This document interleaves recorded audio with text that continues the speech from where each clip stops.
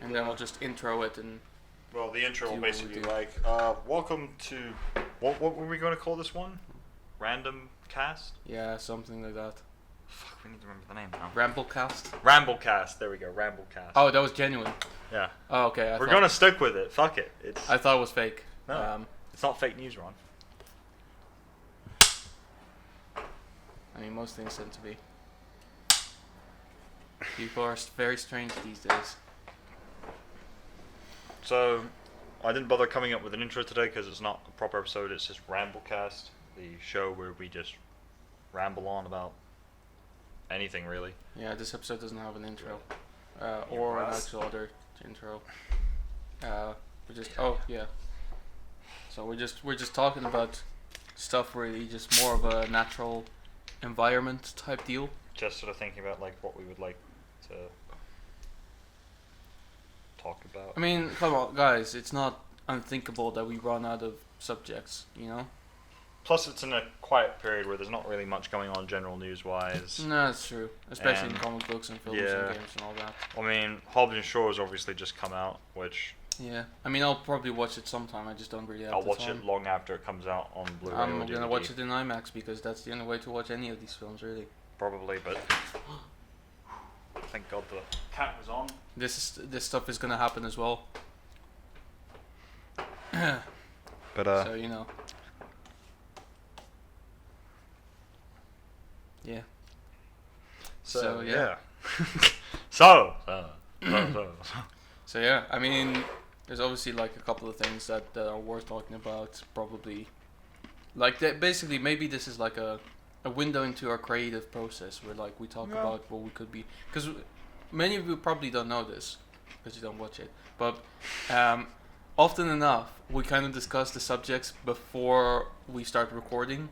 And when I say discuss, I don't just mean coming up with them. I mean in great detail talk about them. I didn't realize we should talk about them in the episode as well. Pretty much. It's like we're doing the episode without recording it, and then we record practically the same things we just talked about with a slight deviation maybe.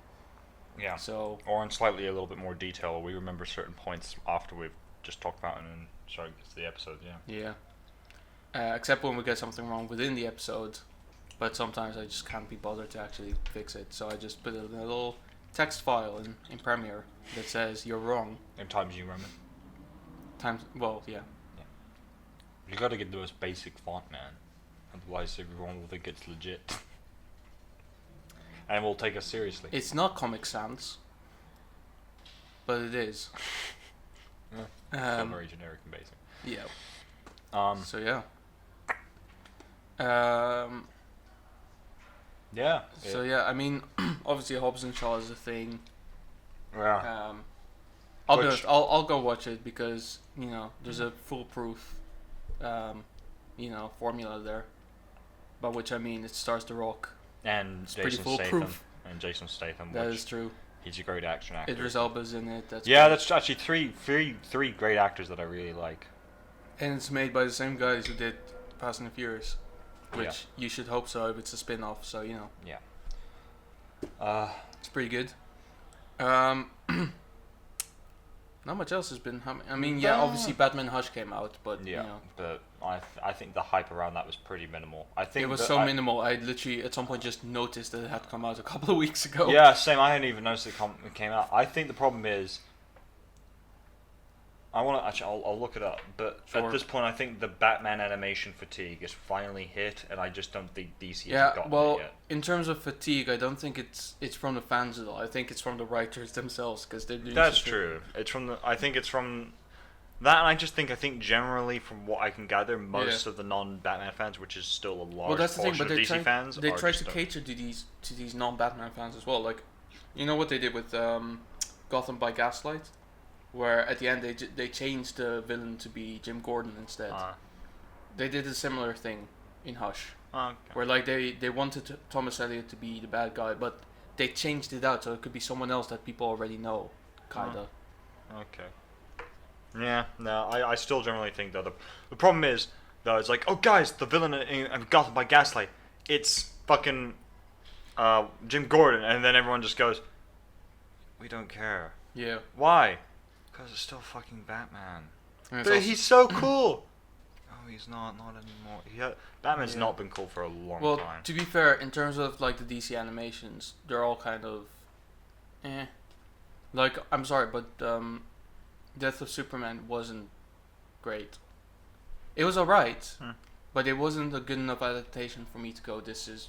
fair. This is better than the average Batman anime one. And Reign of the Superman as well, like... Yeah, I would agree that in terms of quality, they're not better, but I did prefer them ultimately just because they're a breath of fresh air, because once again, they're not fucking Batman. I think that's the thing. I think whatever DC does that isn't Batman, I will generally enjoy a lot more, because it's just not about him anymore. Yeah. But whenever it's about him, I've not watched Batman versus the Ninja Turtles. I mean, I'm sure it's great, and I'm sure I probably should. It's hilarious. But I generally just don't care anymore, because it says, Batman versus the Ninja Turtles. It's like, the Ninja Turtle part excites me. The Batman in front of it just doesn't do anything for me anymore. I mean, don't forget about the scene where he literally beats all of them.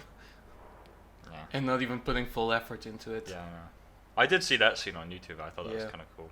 I thought it was a cool scene. I thought, actually, the only reason why I really like that scene is because of Michelangelo, when he's thrown into the pizza and says, like, everybody, nobody panic! Yeah. There's a bat! And everyone just gets up and runs from him. He's like...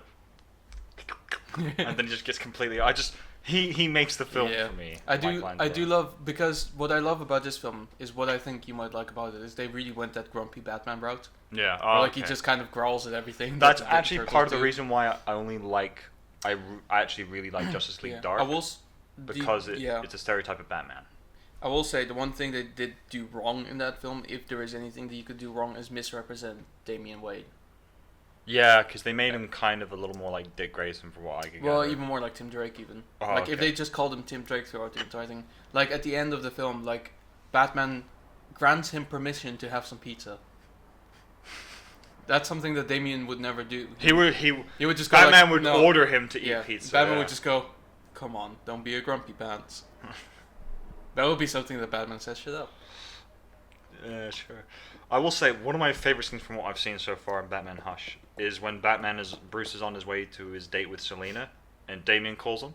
And it's the awkward moment of like, Father, just please make sure you wear protection. Yeah. Just me going, oh my god, what? Oh, man. And then he says, cover your cup. And I was like, okay, that makes it infinitely less creepy, because he's talking about, but wow! Yeah. And I thought, if anyone would, it would be Damian. Well, it wouldn't surprise me. It gets even weirder in that sense, because there's like a bit where like they're driving, like he's in the car with Nightwing, like towards a mission. Yeah. And basically Nightwing says, it's probably none of my business, but I do want to tell you that we've seen how you are with Selina, and obviously you've revealed your identity to her or whatever, and you seem genuinely happier, and I'm happy for you guys, and you look so good. And then Batman goes, maybe you're right. It is none of your business. Why do I imagine the classic Batman animated series voice doing that? Maybe you're right. Maybe you're right. It is none of your business. Well, that's the thing. Classic Adam West Batman would never say that, though. No, I mean the classic animated series. He would. Yeah, no, that I was thinking of Kevin Conroy saying that. I don't know why. It just seems like that's something. It is none of your business. That feels like something he would generally say. Man, he should come back for something again. He should. He will. He will, obviously. He always does. Well, that's the thing. It's like he came back. What was his last role? Was that Killing Joke? No. The Fatal Five, the Justice League versus. Oh, that's true. He did do that. Oh, I forgot about that film. Yeah. Gosh, that was not a very good film. No, it was disappointing considering it was the first time Jessica Cruz was in it, and I feel like they got her character very off. Well, I prefer in the comics. Well, because of the whole anxiety thing. Yeah. Well, the anxiety thing does make sense. Because but it was intense. Like, it was an extreme amount of it. Well, that's how she was in the comics. Sure, but like, it's what did connect her to Starman, which was a bit weird because he was also. I think the problem was that was let's make her have a lot of anxiety, but super sarcastic and sassy. It's like, no, those two things will go together. I don't think you understand how anxiety works. She would be super closed off and afraid of a lot of things, which is how she's in the comics. If they made her more like a coward, then I would have been more on board with it. Yeah. Because in the ring, it really is a question of, is she worthy of the ring? Yeah. Which is how I would do Jessica Cruz. But to be fair, if they really wanted to do it proper, because it's clear what they tried to do. It's like trying to play on our nostalgia. Yeah. So what they really should have done is just not have Jessica Cruz or They should have brought back Starboy or whatever. Yeah, they should have brought the back original the team. The original team, yeah, absolutely. With the original voice actors, because they did say before, all of them did say that They were up for it. Yeah, they were up for it, and provided the opportunity, they would do it. Yeah. I think I would like them to do even if it were a movie just about the original 7, even before Unlimited, if it were like just a movie about before that or something, that would be cool. That'd be awesome. Like them fighting Starro for the first time or something, I don't know. Yeah. Just something along those lines, it would be super. Because like I told you about that Nerdist interview with them. Like basically where they were all interviewed by Rob Paulson, the voice actor. Oh, yeah. And basically they did the Lord of the Rings bit at the end. Yeah, that's right. Yeah. But what I loved, so that was a long interview. Yeah, ooh, I'm moving. I don't like it. So basically what I really liked about that interview, it's about an hour long, so if you have the time for it, by all means do it, it's worth it. It's really interesting. What I especially loved about it is they had banter between each other, right? Yeah. Especially Michael Rosenbaum and Phil Lamar had like proper banter. Phil Lamar, he did Green Lantern? Green Lantern, yeah. That makes sense. And they had like good banter between them. Also, like all of them and George Newbern, who was Superman. Especially that bit where I think Michael Rosenbaum flipped George Newbern off. That was great. But yeah, it's that kind of thing where you can tell like they hang out in their daily lives as well. Like they keep in touch with each other and they are friends. They're with friends, each other. yeah. So that's all the more reason to actually get them back into the recording studio. Nowadays we can get so many people into a recording studio at the same time, so that they're actually like acting all together. Acting together, yeah. To get that real chemistry, Yeah. I will say, sort of in the idea of talking about voice acting, I have seen, I haven't watched it yet, but I work at a cinema, so I've seen a lot of scenes from The Lion King, the remake, and I will say it seems actually pretty good, and I think it's one of those things where once again, classically, the critics are actually wrong, because they say, oh, scene for scene, shot for shot, it's exactly the same, and then just from what I've seen going, no, it's... What did you watch the original? Because there's a lot of new stuff added into this film, and I do mean actually quite a bit of new stuff added in, new dialogue, new scenes, new stuff. And it seemed I saw the Rotten Tomatoes score, which was like below 50, and the popcorn score was just like over 80%. Yeah. So once again, it's in that classic critics and fans just can't agree. But I will say the one thing that did bother me is Beyonce's voice acting in it is subpar at best.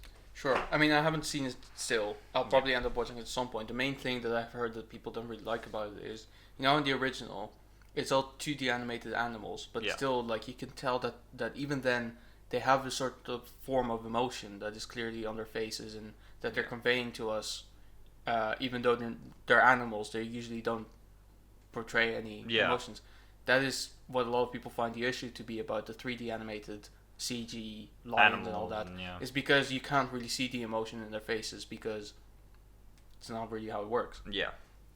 I can kind of understand that. I mean, obviously that's what other people say, so I shouldn't just blindly believe it. But well, it's one of the fears that I did have. Did you see the Jungle Book? No.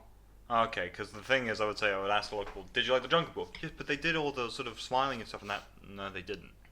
They still kept the animals and how they looked and that, but that was critically and in terms of fans beloved. Yeah. A lot of people loved the remake. So I think while that's probably legitimate, I think I'd ask a lot of them, did any of you feel that way about the Jungle Book? If not, and you feel this way about it now, it's a bit hypocritical. Yeah. And you kind of already lose more sense in your argument by demeaning your own value in your argument. But if they didn't see the Jungle Book, or if they didn't like the Jungle Book for that reason, I think, okay, fair enough. That's a legitimate concern. It's more me making sure, okay, you guys aren't just going back on what you said about the previous one, because if you didn't like The Lion King for this reason, logically you can't like the Jungle Book for that reason. Yeah. I mean, for me, the main thing is I'm just not attracted to the live-action remakes. Yeah. I just don't feel particularly bothered to see them. I probably will at some point. Did you see the trailer for Mulan? Actually, okay, that might be an exception. I did think that it looked great, but it's not. I don't think it's a live-action remake per se. No, it's a retelling of the actual story. Yeah. Not so the that's Disney different. fantasy. So yeah. it's exempt from a rule. Yeah, it's not a remake. It's actually a reimagined telling of the original story from history, not from Disney fantasy. Which may be more interesting. It generally is more interesting, because if anyone knows anything a little bit about the actual history of the character, it's very tragic. Mm-hmm. And if they go down that tragic route, the film is going to be fucking sad. Oh yeah. But it's just weird that Eddie Murphy's not going to be in it. yeah, You know, they're not adhering to poor Mushu. the aforementioned Murphy's Law. Yeah. Oh well.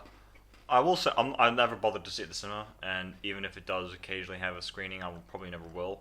But I am just to see how Aladdin goes, mainly because I just want to see how Will Smith, what he brings to it. Because from the few scenes I have seen in it, it still looks corny and cheesy, and Yeah. it doesn't seem as good as the original.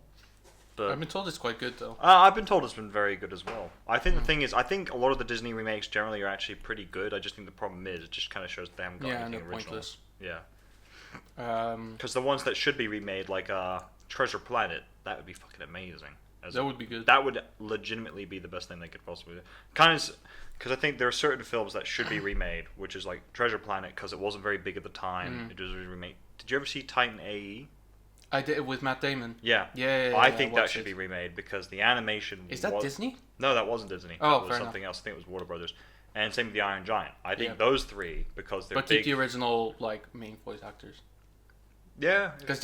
Because first of all, Lion King did it too, so whatever.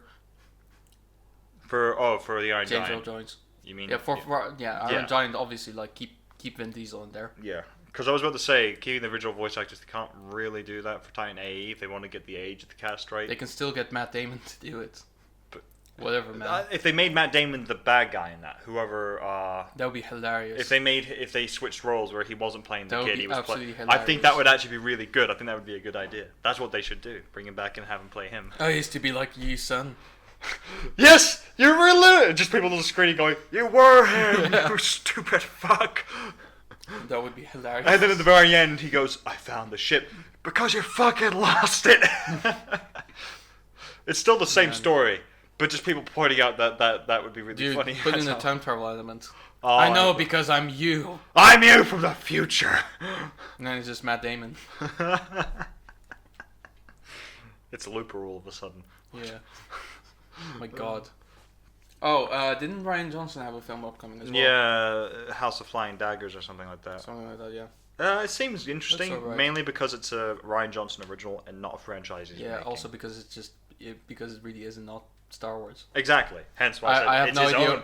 To be fair, I have no idea how he would do with other franchises, but you know. I generally think the problem is, I don't think he can make any other franchise work, because he generally thinks he's cleverer than he generally is. I think. Yeah. Looper's a very good film, but I think I get the sense that he likes putting in twists just for the sake of putting in twists, and he likes being clever just for the sake of being clever. He doesn't actually do it if it suits the story. Yeah. He does it just to make himself True. seem interesting. Which bears the thing that I actually recently remembered. Did you remember about the whole story of like nothing's really happening with that anymore, but the whole thing about Quentin Tarantino directing a Star Trek film Yeah, still happening, isn't it? still happening? Yeah, I know. Still have no idea what to honestly- expect. Well, I can't wait. I can't fucking wait because I heard that he also wants Picard back. That's the That'd thing. be that would That's be the amazing. that's the cast he wants. If the entire cast. I think so. From Next Generation. Yeah, I think that's what he wants. That would be so cool. I've heard. I heard. I don't remember if that's entirely true, but that's what I heard at one. To be fair, that would be a kind of a little boy's dream for him because I'm pretty sure he grew up on that stuff. Yeah. So that would be like the whole thing where he, like this is his dream to direct the people who made his childhood. And What if he is the showrunner of Star Trek Picard and he hasn't said anything? that would be amazing. I mean, it's probably not true. it's not true. But no. maybe if he directs a That- couple episodes, that know, would still that would be amazing. What did you see the trailer for Star Trek Picard? I haven't actually seen the trailer, Okay. but yeah. Yeah. I mean, it looks interesting. To be fair, I still need to watch all of it. All of Next Generation. Yeah. All of Star Trek. All of Star Trek. I've not seen a single thing other than. I will the say, if J. you like the 1960s Batman, I suspect you'll love the original Star Trek show. I'll probably give it It's a go. as corny But as you that. know, that's the thing. People say that Game of Thrones would be an effort. 1 hour episode, 10 episodes a season. The original Star Trek is 30 episodes a season, each 1 hour. Yeah. I have no time for that. Yeah. But I'll give it a go. Oh god. And then they made the movies as well. Yeah. Oh yeah. The Search for Spock. I can remember that. God. Man, I don't remember any of it to be honest. I just remember because I remember my parents used to watch it when I was young, and I occasionally was just sort of around when it was on. Yeah, that makes sense. I grew up more with Picard's star. Yeah, that makes sense because yeah. it would have been that era. Because my more or brother less. watched that one more Yeah. when I was growing up. That makes sense. Yeah, my parents never really like grew up with that stuff. Yeah.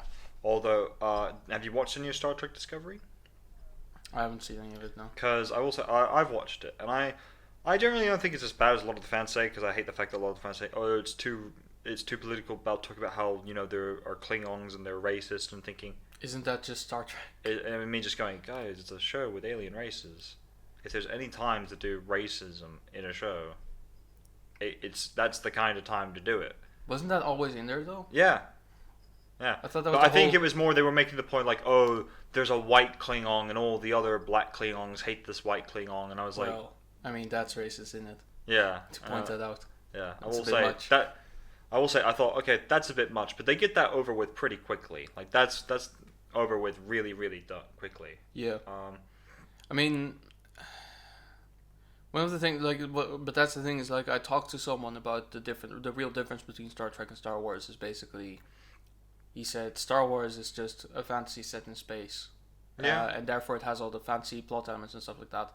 But Star Trek is really about not about attack first and think later. It is really about like all the steps to be taken in terms of diplomacy, political intrigue between races and stuff like that.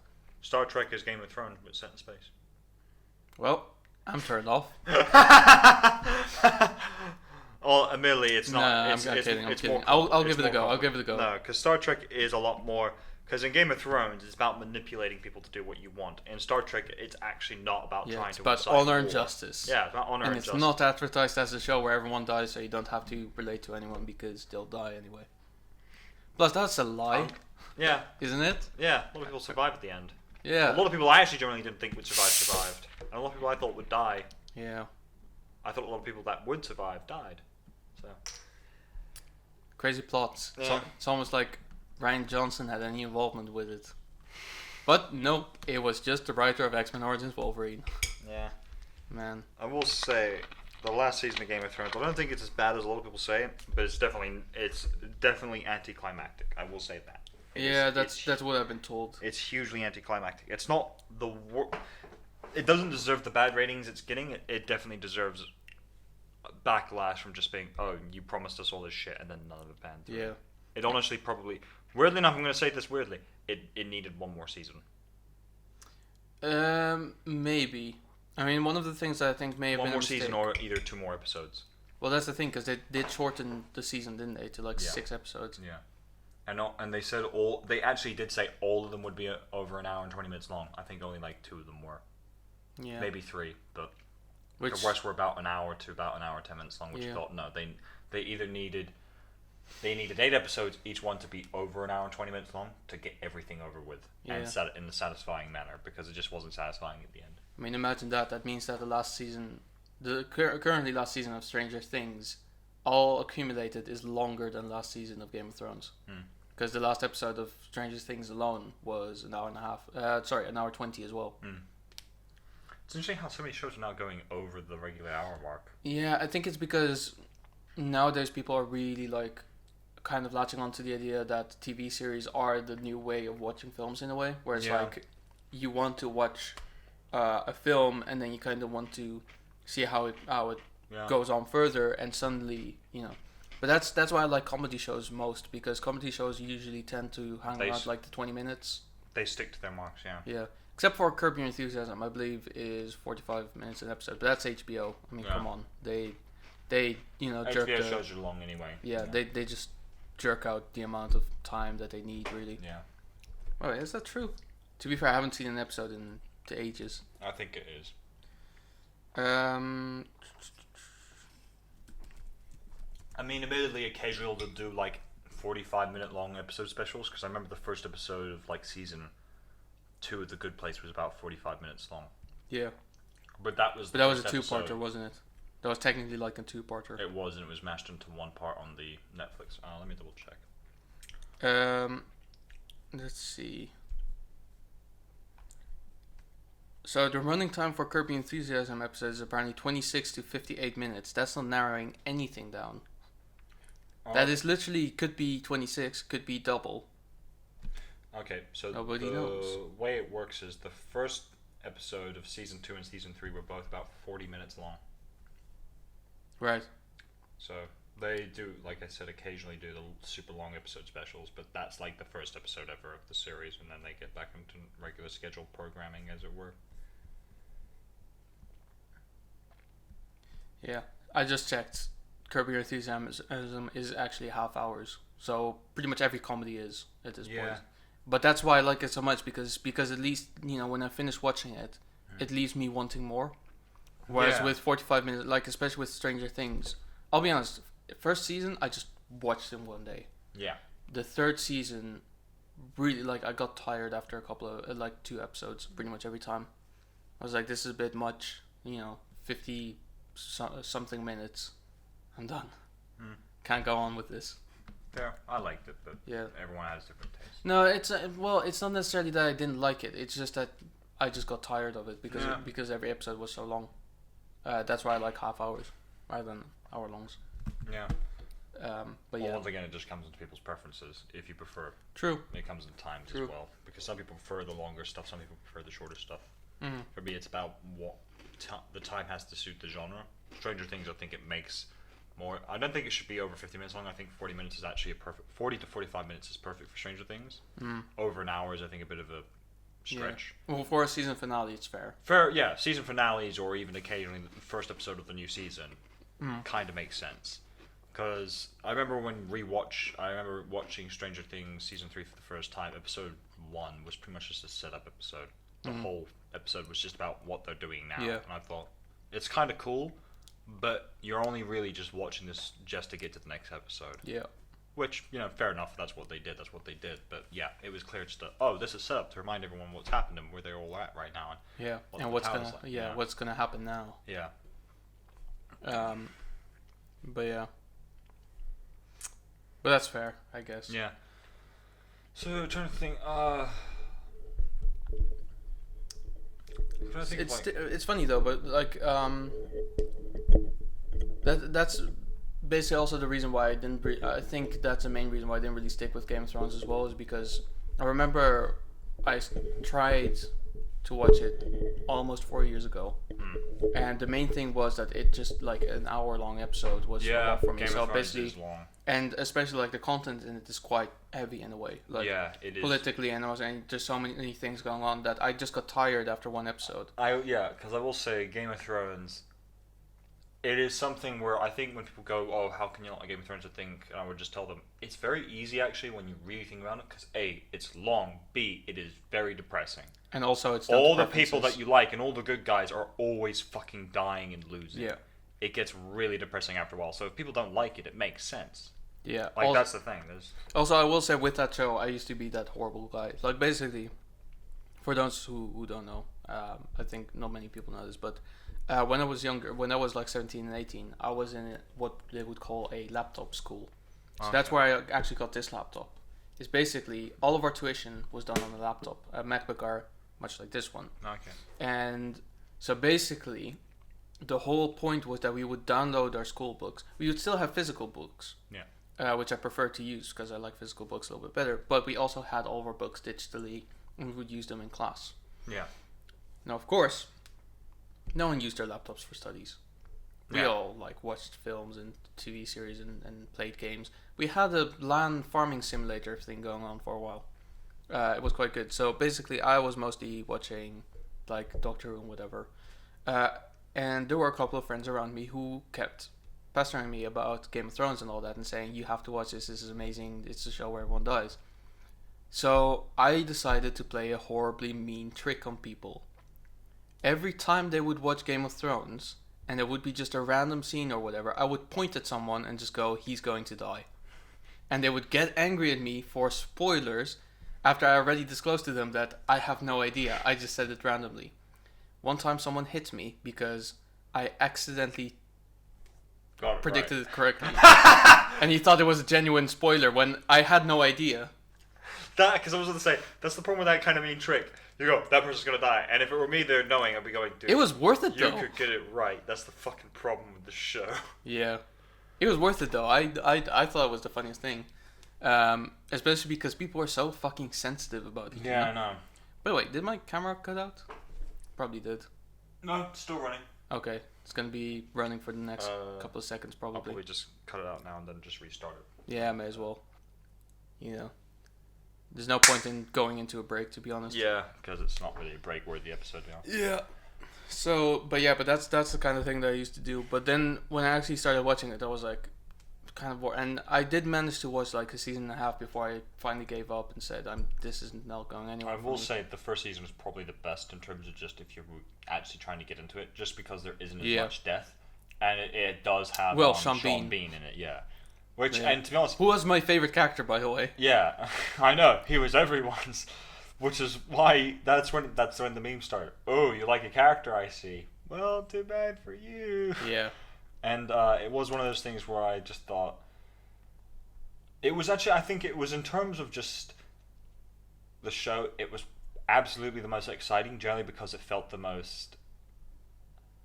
It felt the most medieval fantasy because of the music, the way the king looked, and everything. Yeah. And then the problem is, as soon as Robert Baratheon died, I knew the show was going to get a. Because that's the thing, I liked it, but I never liked it as much after the first or second season. Because Robert Baratheon, the fat guy, the fat king, really helped. Because it felt like an English king as well. Really shitty at his job, doesn't know how to handle the people or the politics, whores around, and is super fat. And I just thought that works so well. That's the type.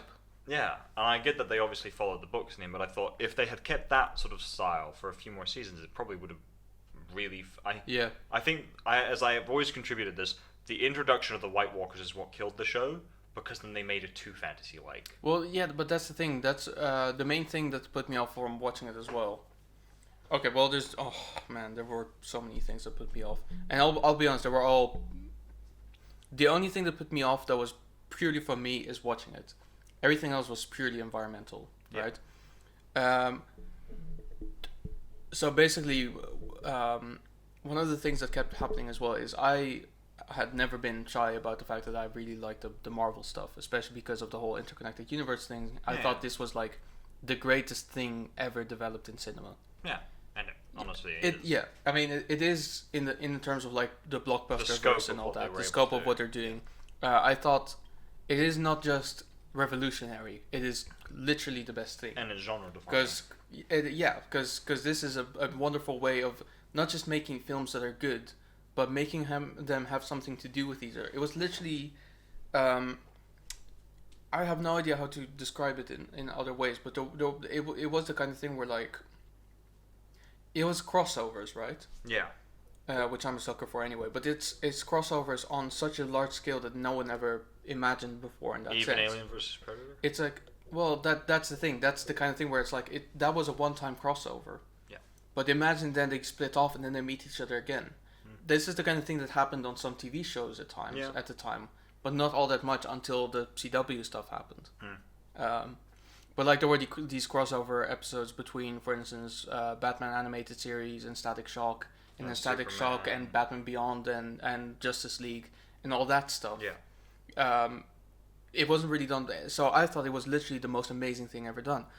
And I got frequently into discussions with people who loved Game of Thrones because they claimed that Marvel stuff sucks. The main reason being is because they were so enjoying the fact that literally anyone in the show could die, but in Marvel no one really dies. To which I said, well, truthfully, Quicksilver. And he is still dead, but no one really cared about him. But he is still dead. I'm still one of those people who does point that out about Marvel, that the stakes never truly felt like they were there. Yeah. And I still stand by that. And even though people go, what about Quicksilver? I go, okay, characters that you give a shit about don't die in this until Iron Man. Yeah. Until Iron Man. I mean, Iron Man... But yeah. I will say my retort to that would be, but then Iron Man is like, oh yeah, how long did that take? 10 fucking years. Well, if you want to be pedantic about it, 11 years. Because it is 2019, where Iron Man was in 2008. So thank you. You dug your hole even deeper. I always dig my own holes, I will say. But like that's the thing. Is basically like they were saying, oh, no one ever dies, so it doesn't really matter. And I was like, I would also retort saying the villains do. Well, all yes, the fucking time. I mean that's so they can never come back. That's not a great argument necessarily. That might be a bad thing. But the main thing that I kind of felt about it is that for some reason death was such a way to keep people happy, and I just realized that's just a carnal thing, because they didn't really consider the fact that if you remain alive, if you go through all those things, you have to live with the various traumas that these things will deliver to you. And that's the kind of thing that people didn't really Survivor's think about. guilt. And didn't, yeah, exactly. So by killing off a character, we might get some sort of, weird satisfaction of seeing someone die and kind of getting a certain reaction out of it. But we don't try to understand what the characters themselves are actually going through. Yeah. And that is the main point of a story. Yeah. And it was mainly because of that anti-reaction to what I liked that I created an anti-reaction to what they liked. Yeah. By saying, oh, they just kill off people. They don't, Yeah. why would I ever care about someone if I know they're going to die anyway? Because my whole problem was with a lot of this show is that people said that there were four running candidates who should sit on the throne, and it was Jon Snow, Tyrion, Sansa, and Khaleesi. And the two main frontrunners typically were either Daenerys or Sansa. Then there was Jon and Tyrion. The problem is with Sansa and Daenerys, if they sit on the throne, as I point out to people, the problem is then nothing changes. It's still the fucking same. The wheel isn't broken, as Daenerys puts it, because they're both exactly the same as Cersei. They're both playing the game to win. Yeah. Jon and Tyrion were playing the game to make sure everyone got the best out of it. Yeah. And they both had survivor's guilt. They both lived through horrible things. They both had to watch people die that they really like and love. Yeah. And they lived through it just thinking ultimately, I wish it was me, but I have to make sure it's no one else now. And the problem is both Daenerys and Sansa never learned these lessons, which is why ultimately when Jon went back to the Wall, spoilers, and Tyrion... Sure, whatever, man, it's over. I don't... Yeah, well, I know you don't care, but for anyone who is watching, and who knows, people take a long time to watch this sort of shit. That's true. They might get here once, like in the future, and they go like, "Oh man, I still haven't seen Game of Thrones. The fuck is wrong with you?" Past me is very annoyed right now because he's somehow watching this from the video, going, "I'm going to watch it, damn you guys!" And then Tyrion is sort of just the hand of the king, and the problem was they killed Daenerys, which I thought, okay, that was good. I never really wanted her to sit on the Iron Throne. I didn't think she really deserved it because she didn't really improve the situations in any particular fashion. Yeah, she freed a lot of slaves, but she murdered a lot of people along the way. But she was a fan favorite character, wasn't she? She was a fan favorite character, but it was one of those things where I go, guys, she murders people left and right for not agreeing with her. That sounds very evil. Yeah. I'm just gonna throw that out there. But by the way, what I wanted to mention as well is, the heat of the discussion of like the Marvel vs. Game of Thrones, Death versus Never Dying. This did happen around the time of the season that Jon Snow came back to life. Yeah, I know. Which is basically the funniest thing ever. No one ever... Oh. Yeah. Oh, you mean the whole, like, fucking Doomsday thing that happened just then? Sure. How did he come back to life then? Magic. Psh. He did come back to life through magic, didn't he? Yeah. Yeah. Well, there you go. Yeah. Well, the thing is, like... In Marvel, they never die, but it's because, like, they end up, like, if they pull the Nick Fury. In other words, they pretend to die so they can run away. Or they pull the Superman, which they brought back through scientific means, through some sort of technology. I mean, obviously in comics, it goes pretty much every way. Like, there's some characters that have died in the comics, but then they came back through various weird means. The main means of people coming back is usually universe reset. Yeah. Because by resetting the universe, they inadvertently create... They change the timeline in such a way that... For instance, like people who died within the main Marvel timeline between their previous... From the one Secret Wars to the other is, for instance, Scott Lang died. Hawkeye died. Vision died. By the way, all three of them because of Wanda. Who incidentally brought them all back to life as well. But like Nick Fury died in some pretty gruesome ways. Sure, there were LMDs, but the original him did die as well. The Watcher died. He was killed. Yeah. By Nick Fury. Yeah. Like Aunt May died as well. Yeah, and you obviously got to also look at things like Infinite Crisis from DC, where a lot of them die, and then the timeline's reset, and they're all brought back. Yeah. Because Supergirl died, Flash died. Wally died. Yeah, Flash. No, it was Barry in Infinite Crisis. Infinite Crisis was Barry. Yeah. But Wally died later afterward. On. Yeah. But my Wally died after. He died after Flashpoint. Yeah. Well, he fused with it's not life anyway. It's not life. That's technically a death. Yeah. In any case, like they do die, and the thing is that sure, there is the joke of like, oh, so they never die, so we don't have to care about them. To be fair, like, no, but they have. Superman died, and he ain't coming back. But yeah. But also, one thing that people need to consider as well is if you died and then 10 years later you would be brought back to life, how would you feel? Yeah. Because I think, that's... You would have to deal with the fact that you died. Yeah. And then... Because I think the thing is, you have to deal with two facts, that you died, and more importantly, the people around you had to live through that. Yeah. And the best way of pointing this out is actually the beginning of Endgame when Scott comes back. Everyone thought he was dead. Yeah. He found including Cassie. His daughter. And that was my point. Yeah. Cassie, she's not however old she is anymore. She's not 10. She's like 15. She's not. Yeah, but well, she's something. She's like that, grown up now. She's grown up now. He's missed 5 years of his life. Of her life. Yeah, of her life. I said that. God damn it! Just listen. You said his. No, I said hers. You said announce it. His, hers. Well, whatever. Either way, shut up. And the point is like the thing is, I think people don't understand is that with Marvel's deaths, the ones that happen are more emotional because they're few and far between. When Daenerys died in Game of Thrones, I don't fucking cry. Didn't lose any sleep over it. When Tony Stark died, I didn't have a tear or two because it was sad because it was a guy who's been around for 11 years. Yeah. He was Iron Man, and now he's dead.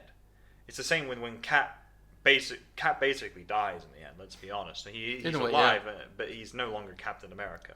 The mantle of Captain America, Steve Rogers' Captain America dies. Steve Rogers lives, but Captain America Steve Rogers dies. Yeah, that makes sense. Yeah, it does. Yeah, and the mantle obviously passes on, but the point is those are mantles. Yeah, they can go on to anyone. Also, it is worth mentioning that, like, because people kept saying stuff like, oh, you can bring past versions of characters back, so why didn't they just bring in Tony Stark from the past or Black Widow from the past?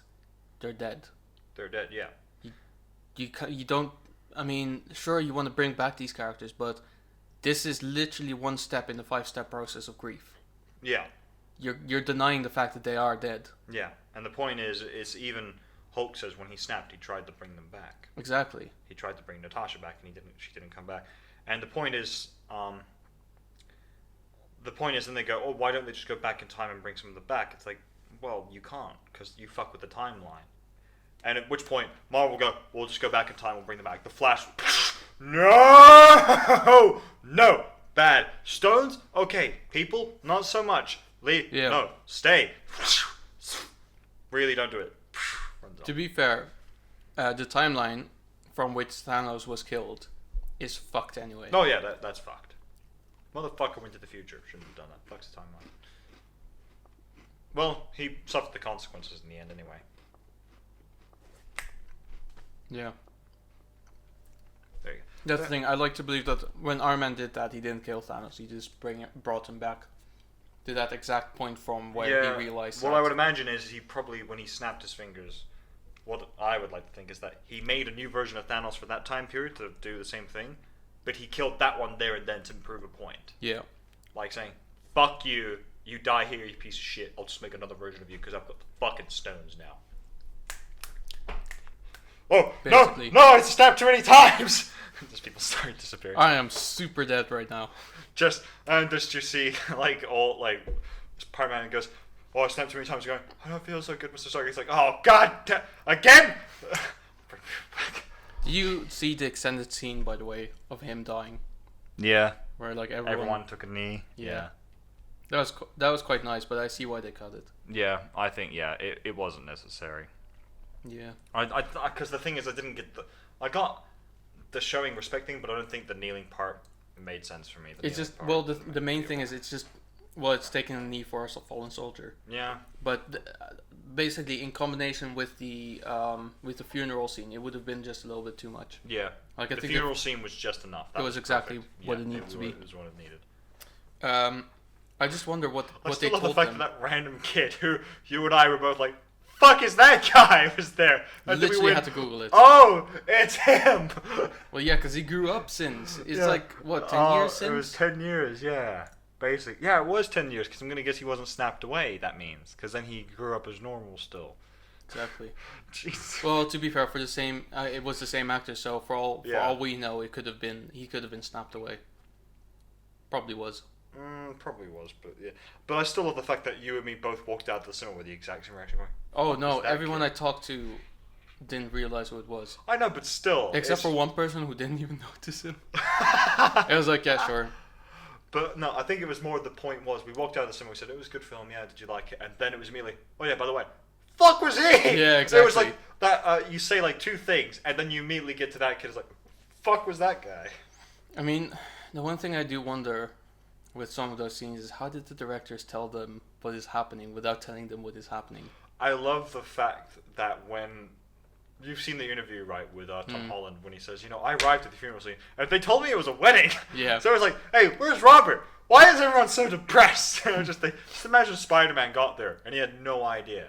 Just Peter Parker's just there going, so when's the wedding happening? Yeah. Just like, everyone going, oh, Peter, well, the funny thing is they were all told it's a wedding. Yeah, I know. And then imagine they just all get there, all wearing black ties, and just they know it's the somber feeling, and Robert's not there. It's like, oh, that's what this is. And so that's the thing. Like, I don't think they were told whose wedding it was. Yeah, no. I think they may have believed it was the wedding between Tony Stark and Pepper. No, because that already happened. Tony Stark and who then?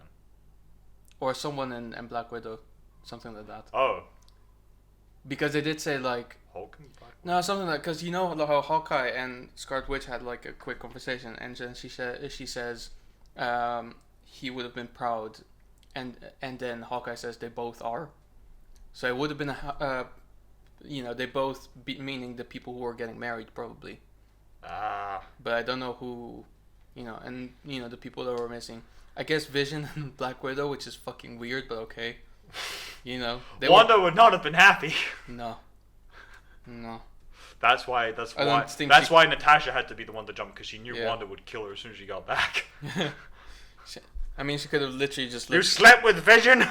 To be fair, that whole thing on fucking Vormir was literally just like, don't kill yourself. I still have a prequel going. No, I have a whole Disney Plus series going. No, I'll kill myself. No, I'll kill myself. Yeah. No. I want my prequel. I want my sequel. Wait, go ahead. All right, yeah, no, go ahead. I mean, no. And Red Skull just again. Wait. Red Skull just sitting there going, I've made a terrible mistake. Yeah. Oh man. I love the how it should have ended scene. Where it's just Red Skull going, no, I will do it. Just me going, yes. That wouldn't work though, would it? No, it wouldn't have, because he needed to love something. Or they would need to. No, someone would have to love him. And literally, like, suddenly Captain America just goes, what the fuck is this? No, wasn't it like Mixed Natasha going, fuck it, I'll love you if it means I don't have to die? I think that was how. I don't remember. Literally the kind of thing where it's like, do you want to have sex? Do you want to have sex right now? Let's go. Oh, God, that's brilliant. I love it. God, Endgame was great. Yeah. I definitely can't wait to watch it again. It was fun. Actually, it was funny though, because I was having a conversation with a friend of mine recently, and he just watched Endgame for the first time, and then he pointed it out on our WhatsApp group I have with a group of friends of mine, and I was like, oh, so you're watching it again? I assume you've already seen this, and he said, and then obviously with the sort of like the emoji with the like the sweat dropping down the head going no, and I was like, all right, I'm booking a flight to Holland. To Belgium. I'm gonna fucking kill you. Yeah. And then we talked about it, and I was basically like, oh, I didn't like Captain Marvel, and just talking about it. It's like, oh yeah, fair enough. And No. it was like, and he said, oh, who's your favorite super? And I was like, oh, is this your favorite superhero? And he sent me a picture of Batman. I was like, fuck no. Wow. I said it was Superman, and then he was like, oh, him. All right. Yeah. And then he said, oh, not this person, then Captain Marvel. And then I told him why I didn't like Captain Marvel. To be fair, with Captain Marvel, Captain Fuck it, that's her name. She doesn't deserve to be called Marvel. It's Captain Marvel. The Duchess of Cambridge. Captain Marvel. Captain Markle. I didn't marry into this family for nothing. Become Captain. So basically my opinion about Captain Marvel in Endgame, I think will always be the same, where basically either she shouldn't have been in it at all, or there should have been more of her to flesh her character out, because seriously, she is one of those characters that we mentioned before, that basically Daenerys is, or something, is. Yeah. Some people like her, so they don't feel like they need to justify our actions or whatever. Yeah. They just say, fuck it, she's the cool one, and Yeah, she's fighting. she's the cool one. And everyone just goes, she's okay. against slavery. People who are against slavery aren't bad. And it's Literally, like me Nick Fury turns around and goes, what do you mean? And you just sort of look at them and go, no, that's still not how it works. There are plenty of, like, here, I'm going to point out one thing. There were butlers in the British Empire. They're not slaves, but they're not paid very well, and they have to live on the grounds of the estate because they can't afford to live anywhere else. It's not slavery. It's still fucking bad, though. I mean, it's voluntary. It's voluntary slavery, which should not be allowed either. I'm just gonna throw that out. I mean, I think it's fair if you work for shelter and food. Yeah. That's fine. Yeah. The whole point of slavery is that it's not voluntary. Therefore, slavery should be banned, but voluntarily work. No. Here would be the better point. Which, to be fair, there's no real life version of this because no one in this world is that fucking dumb. Daenerys is like, I abolish slavery, but I will commit genocide to stop slavery. And me going, what the fuck? Wait, I mean, what? What does that even mean? That helps nothing. That sounds like she's saying, I will abolish slavery by killing all of the slaves. Oh, I love that idea so much. And that would be a Kanye West thing. Yeah. Slavery is a choice! To be fair, that's kind of like your Wednesday character. It's like, there's evil in this world. So how do I stop evil? By destroying everything. To be fair, the Monday villain that you guys are going to be facing soon, the Blood King, has a similar idea. That's how he's going to save the world. By destroying it. Yeah. I'm not destroying trying it, just killing all of it. To be fair, my character is not trying to save the world. He just wants it. Well, the way the villain's going to do it is a little more like Thanos, you know. Oh. And basically, have you ever seen the film The Day the Earth Stood Still with Keanu Reeves? It's basically this. There in the film, there's a scene where he goes, you know, if you die, the Earth survives. If you survive, the Earth dies. And he's talking about the human race. And basically, that's my idea for the villain in the D&D campaign I'm going, where it's like, okay, all mortal life, elves, dwarves, orcs, humans, tieflings, all of them, they have to die, because if they live, the mortal world tears itself apart. Yeah. And he's included dragons into this list as well. And the thing is, people going, oh, so he's a bad guy, yeah, and I go, yes, but he's not racist. Why? Because everyone is equally shit in his eyes. Yeah, so everyone equally dies. There you go, it's not racism. Yeah. See, that's why my Monday character is racist, and my Wednesday character isn't. I don't see race. I just see evil, and everyone is evil, so everyone dies. Well, that's the thing, because I'll write it all in my backstory, but the whole point is he does regard himself as evil because society puts him into that box. But the main thing is he doesn't like good people because the only way that people kind of see good people as good is because they fight bad people that they consider bad. But if moral good and bad is a loose concept and such a thing doesn't exist and therefore there can't be good people. But the main thing about these people who consider themselves to be good people is that they don't like him. Yeah. And that they always are against him and always do everything. And this is not some weird idea of a philosophical idea of everyone has to die for the world to be a better place. He just thinks, I hate everyone and I want everyone to die. Yeah. But only the material plane because that's the first target. That's ground zero. From there, I'll destroy the other planes with my patron. Yeah. I'll point out two things here. One of which, on Wednesday, he met two gods, in which, with his line of argument, basically, they went, "Oh, there are people who say they're good and will abolish all evil just because they see it's evil." Both Bahamut and Mistra are good, and they didn't kill you. They just sent you back and went, well, if he's going back, he's going to try. So they kind of proved him wrong. No, but it's also because my character is fully aware that some gods can't directly intervene with things unless other gods are completely involved. Which, actually, to be fair, then they could have killed you. They could have killed me. Because your god is but directly involved. Also, because if they did, I mean, it doesn't really matter much because I would be dead, but if they did, they would just prove my point. But at which point they would go, yeah, but your god is directly involved. As gods, we are allowed to interfere in this That's different though, isn't it? Because he's an evil god. But they're pointing out, well, your god is trying to destroy our followers, so he's interfering with our affairs, so we're allowed to interfere with his. Sure. So their argument would But they're not, are they? Yeah, because they're trying to prove you wrong, so they just sent you back. Alright. And more importantly, they love the idea. It's like, oh, once he's done with the material plane, he'll move on to the other planes of existence. And at which point, it's like, all right, he'll move on to Mount Celestia, the most heavily fortified plane of existence. Well, he needs to all build the up. gods. He needs to build up power, doesn't he? At which point, I'm going to tell you right now, metagame-wise, there is no amount of power you could build to destroy Mount Celestia with all the gods there. It is physically impossible. Here's the Even thing, the archdevils. Then, in that case, I shouldn't have received a vision in which all of the gods are dead. But they're going to point out. They would point out to you that wasn't a Mount Celestia where they all died. That's true. Plane. That is a material plane. Yeah. But if it's all the gods. But also, we'll probably eventually get your character to make a religion check, because I'm going to tell you right now, Mistra's died several times. Okay. Several times. So she's one of the very few gods that has died and just returned. And she's built up ways of surviving. She's one of the very few gods that can. So there are gods that can die in the realm of D&D. There are other gods that are completely immune to it. To the idea of death. So another one is the Raven Queen. She can't die, because she's the goddess of death. And the reason why she can't die is because physically she's not allowed to, because she has to keep the balance of life and death. Yeah. Which means she has to go against her own balance in a way, which is very weird. I mean, that would be very awkward. It is awkward for her. If the personification of death would die. Yeah. So death would die, which means that no one could ever die. Yeah, exactly. So the whole point is there are certain gods that are just... And the funny thing is, the Raven Queen, it's not that she roots for your patron, but she kind of just does not give a shit. Typically. Well, yeah. Because in her eyes, everyone eventually comes to her, even all the gods, including your patron.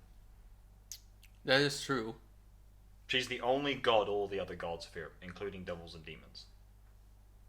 Should my character try to convince her to help his cause? She won't. She'll just flat out say no, and there's no persuasion check anyone could make to convince her to help you. Alright. Because she's like, well, I mean, they're all going to die eventually, including you, including your patron, and they all come to me once they die, so... But what if they die earlier? Doesn't matter. Time is not time is not a construct the Raven Queen cares. Okay, fair enough. She lives in eternity, and everyone dies eventually. Yeah, I guess that's fair. For her, time doesn't matter. She's the one thing that most gods fear about the Raven Queen is that they're gods. They're mortal beings. They're supposed to be patient. She is the most patient of them all. Fair enough. And she has very rarely gotten herself involved. And the only time she has is when gods like Vecna tried to disrupt the balance between life and death. Yeah. So she gets involved when liches try to raise armies of the dead and destroy their souls. She hates that sort of thing. So she's against that. Yeah. But for her, it's all personal. To be fair, I'm just impressed by the fact that, that my character still hasn't died fully. Especially last game, where there were so many opportunities. I fucking tried to kill myself at some point, and still nothing happened. I would tell you, if you had stepped into the flame of Bahamut, what would have happened is Bahamut wouldn't have killed you, but he would have summoned you to the plane of Mount Celestia, which he ultimately did anyway, but he would have done that there and then, because you stepped forward, and he basically would have questioned you, do you want to be cleansed of your patron? You probably almost definitely would have said no. He would have gone, okay. Why do you want the flame? In which you would have told him. I assume honestly, because I'm going to tell you right now, Bahamut will just tell you, by the way, you can't lie to me. It is physically impossible, even with your little ring. I can see into your mind. You're right. So then you would probably tell him the truth, and he's like, okay, all you have to do is ask him. I don't like it will help your patron anyway. It's only a small portion of my power. He needs all my power to really have any chance of standing up to me. Please, sir, may I have some more? No, that's all you get. I just sent you away. Which means I have to pull the same heist again. Over and over again, at which point Bahamut goes, yeah, can you live forever? No, then yeah, you can't obtain all my power. That flame is a very minor amount of his power. Then why did I put so much effort into this? Because it was enough to keep your patron going for a little while longer. What? Okay, this is pure betrayal. Your patron's dying. No one cares about him anymore. The main thing about the Elder Gods, and the reason why they were so powerful, is they were feared, and they were both feared and hated. Most of the people on the material plane no longer even know they exist. So most people have just forgotten them. Is this an American Gods thing where they get more powerful the more people believe in them? It's a bit of a it's a way of two things. So the Elder Gods, that was kind of the way it worked for them. So it's just the way it works for the gods like Zeus and the Egyptian, the Nordic, and Olympian gods. That's the way it works. But for the celestial D&D gods, that's not how it works for them. Their worshippers are a bonus, but it depends on what points they were born. So the older versions of them, so Bahamut, who was one of the very first gods, including Mystra, they don't need worship. They're already very powerful. They're already unlimited power. Right. Corellin, who is one of the younger generation of gods, needs worship to obtain more power. Right. So depending on the age of certain gods, and Zeus technically needs worship, but not a huge amount of it to keep his power. Right. A lot his sons do, and his daughters do. They need more worship. Right. So what about creatures like Zundin and... They don't need worship, they need fear. Right. They need people to fear them. And the demon lords work on a similar thing where they need people to fear them to gain more power. But the thing is, the demon lords are already relatively well known amongst the material plane. Their fear is spread pretty well. Right. But the demon lords obtain a lot. Also, it depends on what planes they're in. So yeah. Because I actually read this thing. So basically, I looked up my god, obviously. Yeah. And I think, basically, there was this bit somewhere that said that. Yeah. So basically, Sundin, also known as the Corpse Star, was a star like Elder Evil from the Far Realm. Blah blah blah. Yeah. Didn't have a. So basically, said that there was a thing where Sundin was usually sought by some warlocks to make a pact with it. Neogi were especially adept to seek out pacts with it and the other Far Realm interest stars. Sundin bestowed those warlocks the ability to use the Prophecy of Sundin spell.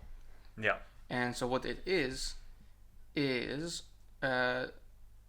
allows warlocks a glimpse into the maddening truths of the Far Realm, which he or she can then bestow upon a creature of their choosing. Yeah.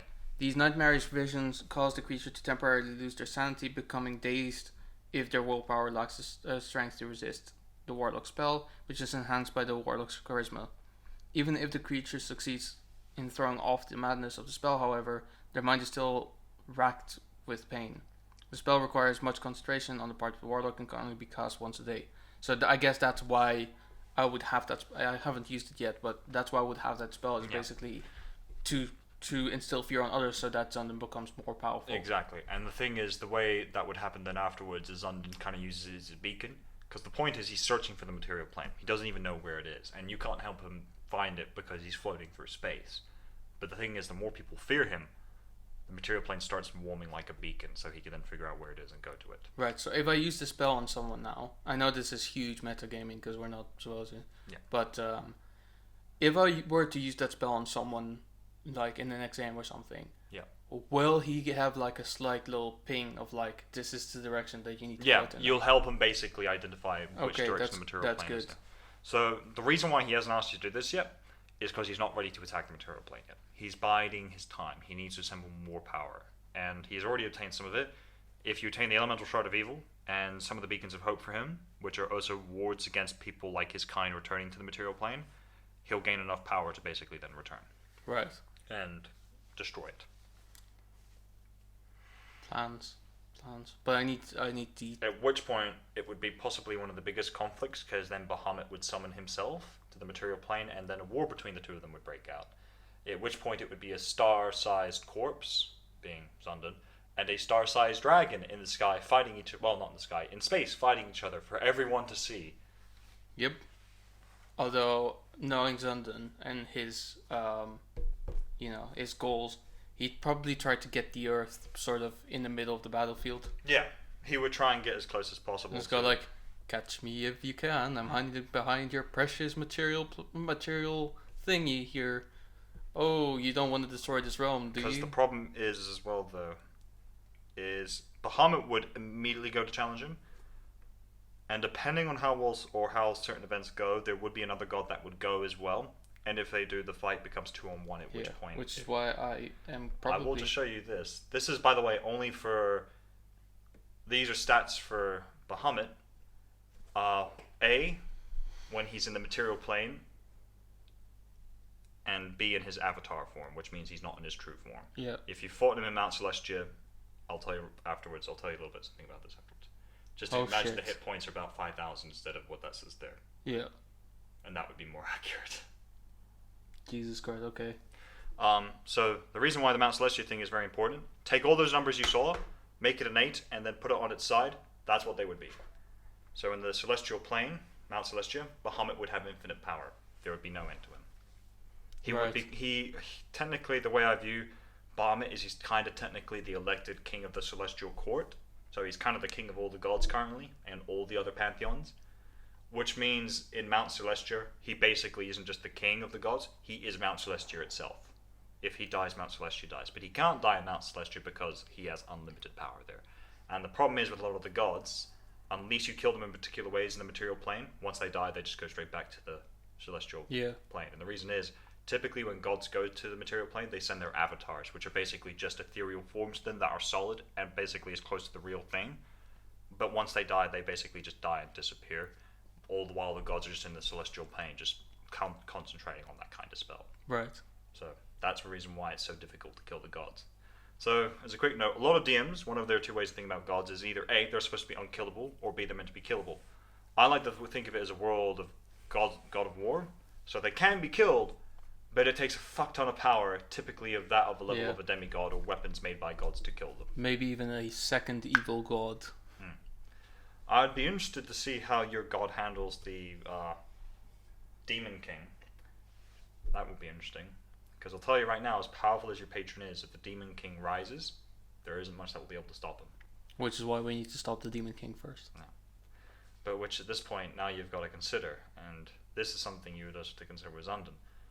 Do you try and convince Zundan and the Elder Gods, including Cthulhu, to work with the Celestial Gods, being Bahamut, Mystra, Corlin, and all the others? Because they all agree that the Demon King is the greater threat, which is why they're all kind of focused on him and not each other. But they're not willing to work with each other just yet. Yeah, but I'm not gonna tell them to do that. Yeah. Because, the minute that conflict is over, they will turn against each other. Yeah. And that is a fight that we're not gonna win. Yeah. So I feel like unless we have like a way of just springing a trap of like, psych, I will point out. we made you do all the work, so. Slight metagaming in terms of something. There is a plot twist coming with one of the gods. It's all metagaming. Yeah, well, it's fair. But there is a plot twist coming with one of the gods that's going to come and ask for help. And it's going to be one. And you guys will be summoned to the Celestial Court because you've already told the gods, and the gods are kind of like, well, these guys are helping us, we'll summon them to the court. And the person that's going to show up is certainly going to freak out, I think, a lot of the people at the table. Nice.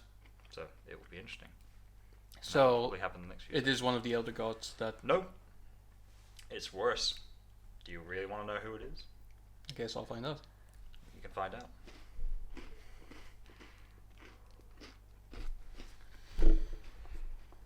Anyway, so I think that's kind of it for today. That's pretty much it, yeah. Yeah. It was a good Ramblecast. Yeah, it was a good Ramblecast. Touched a lot of subjects there. Yeah. But yeah, we'll be back next week. We might have a. Your camera cut out. Yeah, of course it did. We might have a subject. We might not have a subject. Yeah. You are really far to the edge of the screen, by the way. Yeah. It doesn't entirely match, but. Fix it in post. Alright.